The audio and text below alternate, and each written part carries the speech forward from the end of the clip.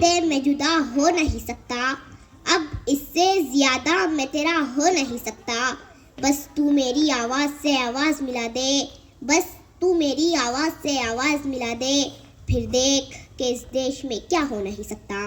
جناب صدر، معزز اساتذہ اکرام اور میرے ہم مکتب ساتھیوں، السلام علیکم ورحمۃ اللہ وبرکاتہ۔ آج 26 جنوری یعنی یوم جمہوریہ کی پرخلوص مبارکباد قبول ہو۔ دوستو، جیسا کہ آپ جانتے ہی ہیں کہ تن کے گورے مگر من کے کالے انگریزوں کو ہم نے اس دیش سے بھگا دیا، تو ضرورت اس بات کی تھی کہ ان کے کالے قانون کو بھی اس دیش سے ہٹا دیا جائے۔ لہٰذا 26 جنوری 1950 کو ڈاکٹر بھیم راؤ امبیڈکر کی صدارت میں ایک خوبصورت سا قانون بنایا گیا۔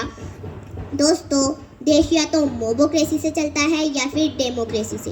موبوکریسی یعنی ایک جاہل بھیڑ آئے اور ایک مکان کو آگ لگا دیا، لیکن ڈیموکریسی یعنی جہاں مظلوم کو مظلوم کہا جائے، جہاں ظالم کو ظالم کہا جائے، جہاں سچے کو سچا کہا جائے، جہاں جھوٹے کو جھوٹا کہا جائے، جہاں اچھے کو اچھا کہا جائے، جہاں برے کو برا کہا جائے، جہاں ایک رکشے والے کا ادھیکار ایک مرسڈیز والے کے برابر ہو، جہاں کھیتی میں کام کرنے والا ایک عام مزدور دیش کے پرائم منسٹر کو انصاف کے کٹہرے میں کھڑا کر سکتا ہو۔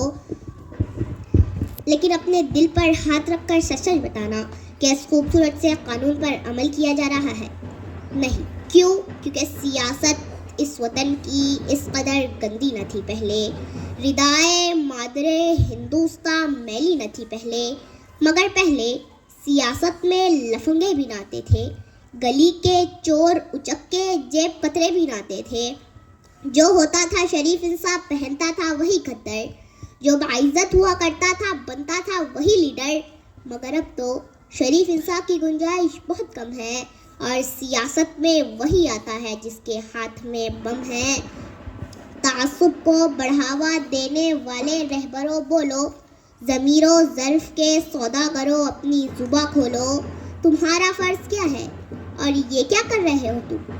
جوانان وطن کے دل میں نفرت بھر رہے ہو تم۔ سیاست کو بھی تم لوگوں نے کاروبار کر ڈالا کہ شاخ گلسی نازک شے کو بھی تلوار کر ڈالا۔ ضرورت تھی اجالوں کی، اندھیرا کر دیا تم نے، کہ لفظ رہنمائی کو بھی گندا کر دیا تم نے۔ غریبوں کے نگر میں جب بھی قتل عام ہوتا ہے، تمہارے بازوؤں میں حسن لب پر جام ہوتا ہے، تمہارے ہی اشاروں سے بدن میں آگ لگتی ہے، تمہارے کارناموں سے چمن میں آگ لگتی ہے۔ تمہیں ہندو سے ہمدردی نہ مطلب ہے مسلمان سے، تمہیں ہندو سے ہمدردی نہ مطلب ہے مسلمان سے، وفا کا درس گیتا سے لیا تم نے نہ قرآن سے، مگر مذہب کا نام آ جائے تو نعرے لگاتے ہو، یہاں دیر و حرم کے نام پر جھگڑے کراتے ہو۔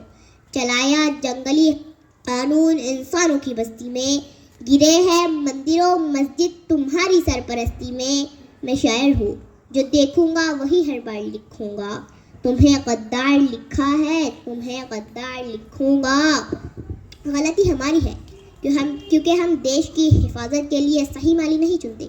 ہمیں ایسے مالی کی ضرورت ہے جو ہندوستان کے گلشن کو پانی سے نہیں اپنے خون سے سینچے، اور گلشن کے ہر پھول کو اتنا ہی پیار کرے کہ ہر چھوٹے سے چھوٹا پھول کہے کہ حالانکہ میں چھوٹا ہوں لیکن مٹی مجھے اتنی ہی دیتی ہے جتنے بڑے پھولوں کو ملتا ہے۔